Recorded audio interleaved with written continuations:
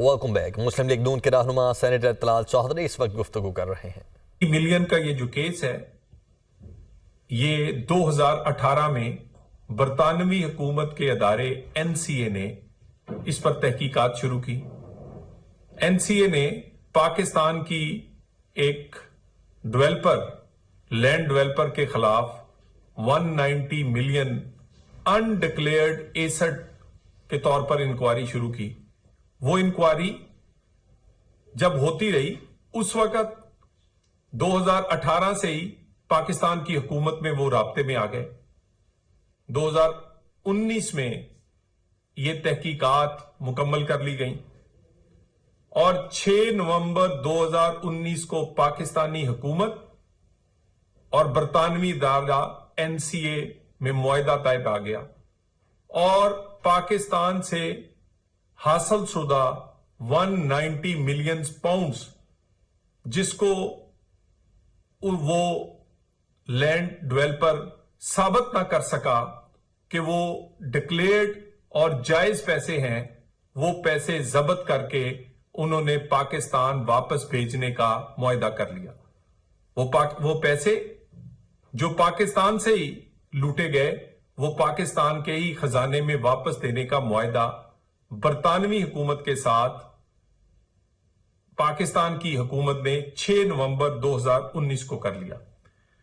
اس کے بعد 29 نومبر کو یہ پیسوں کی پہلی قسط سپریم کورٹ کے اکاؤنٹ میں آ گئی اور 3 دسمبر 2019 کو پہلی دفعہ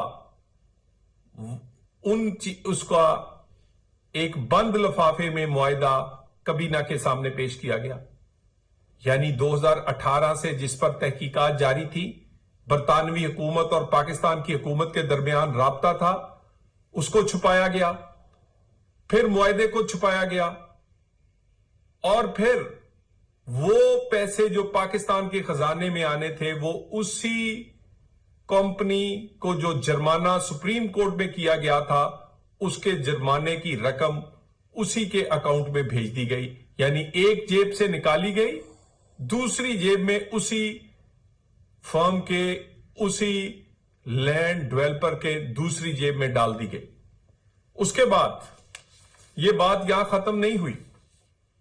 اسی دوران جب 2018 سے لے کر یہ تحقیقات جاری تھی، پسے پردہ اس وقت شہزاد اکبر برطانیہ میں وہ ملک ریاض کو ملتے ہوئے پائے گئے۔ ملک ریاض سے ملنے کی ویڈیو میڈیا پر نشر ہو گئی، اس میں بھرے بیگ برطانیہ میں ہی میٹنگز کے بعد ایک دوسرے کو دیتے ہوئے تصویریں شائع ہو گئی، لیکن اس وقت بھی کوئی نہ بولے، اس لیے کیونکہ بانی پی ٹی آئی اور ان کی اہلیہ اس پورے کے پیچھے شامل تھی۔ اسی وجہ سے وہ معاہدہ بند لفافے میں پیش کیا گیا کابینہ کے سامنے۔ اسی وجہ سے 2018 سے شروع ہونے والی تحقیقات کو چھپایا گیا اور 3 دسمبر 2019 کو کابینہ کو بتایا گیا جب پیسے بھی پاکستان آ چکے تھے اور یہ تحقیقات مکمل ہوئے بھی بہت عرصہ گزر چکا تھا۔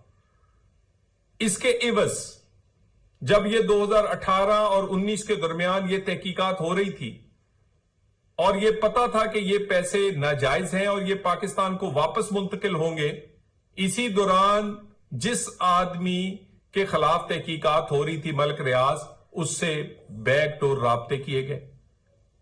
240 کنال زمین زلفی بخاری اور فرا گوگی کے نام منتقل کی گئی۔ صرف زمین منتقل نہیں کی گئی، وہاں پر بلڈنگ بنانے کا آغاز کیا گیا۔